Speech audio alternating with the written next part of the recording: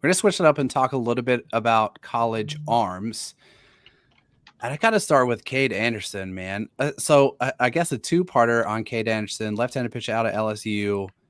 Has he put himself in the conversation for college starting pitcher one? And if so, how's he done it? Because every time I've heard him mentioned throughout the cycle, it just sounds like, the feedback is like he's just shoving, he's posting in the SEC, and he's just moving higher and higher on boards. What is your take on his season, and has he put himself in position to be the first college pitcher off the board? Yeah, I remember at the beginning of the year, we had him like second or third round range on our board, and I heard from a cross-checker, he was like, "Hey, do you know something on Cade?" I was like, "No, I don't think so. Like, what you got?" He was like, "He's way better than that, right?" I was like, yeah, it turned out that was right. Peter Flaherty was really on him early as well. As like, oh, he should be the first college pitcher off the board. And I was like, that's a little crazy, Peter. And turns out, I do think like more and more people that I've talked to over the last 2 weeks in particular have pointed to Cade as the kind of, I don't know if it's consensus, but as much consensus as we've had on anyone since like preseason when it was Jamie Arnold for most people. But I think to your point, he has posted consistently in the SEC. He has a very appealing mix of pitches that both scouts and analysts like. It's a high spin pitch mix across the board. The fastball has great riding life. If you like those high VB fastballs, he has that. He's got 2 breaking balls. Previously, it was just the curveball. He added a slider this year that maybe is even better than the curveball, both high spin pitches. He's a great strike thrower, and he looks the part as a starter. That maybe separates him from guys like Liam Doyle, Kyson Witherspoon, who his delivery is just a little bit more unique. He really has this sort of buttery smooth delivery that everyone wants to see. Really, the only question with Cade Anderson is he already has a TJ on his resume. Maybe if you want to get really nitpicky, like his fastball velocity is not quite as loud as the other guys around him, but I think he checks pretty much every other box. And when everything was so close with these college pitchers, the fact that he has just repeatedly posted and has not had as many blow-up games or missed starts that some of his other competitors have, I think has kind of put him in that position. Right on.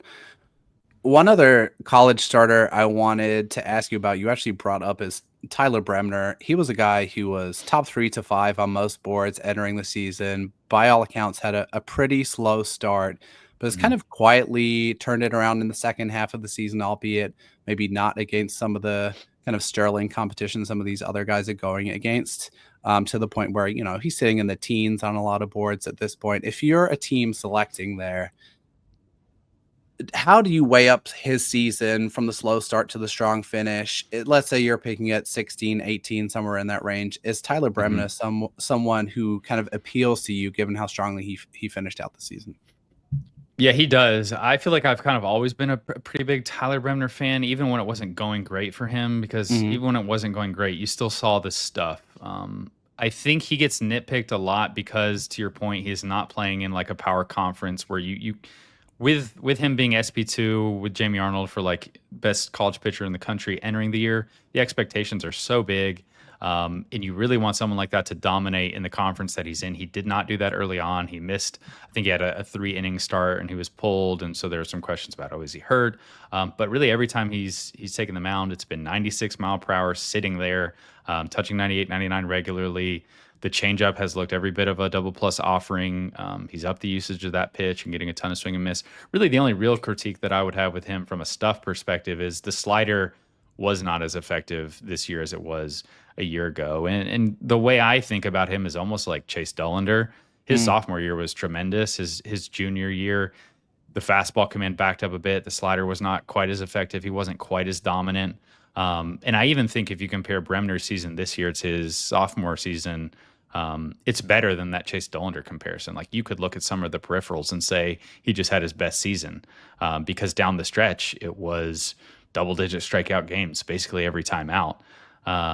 So I think he checks a lot of boxes personally. At this point, because every MLB team is going to be having the exact same conversation that we're having right now in their rooms, going over the resume, looking at the stuff. I think, maybe this is a crazy take, but I would be more surprised if he got to the 20s than if he went inside the first 10 picks. Like, I think he's much closer to this group of Cade Anderson, Kyson Witherspoon, Liam Doyle, Jamie Arnold. Like, I think he belongs very solidly in that mix. I think of all those pitchers, he maybe has the best strike throwing ability and the best track record of being a high quality strike thrower. So I think there's a lot of safety there in that profile for me that I think is going to be appealing to decision makers on draft day.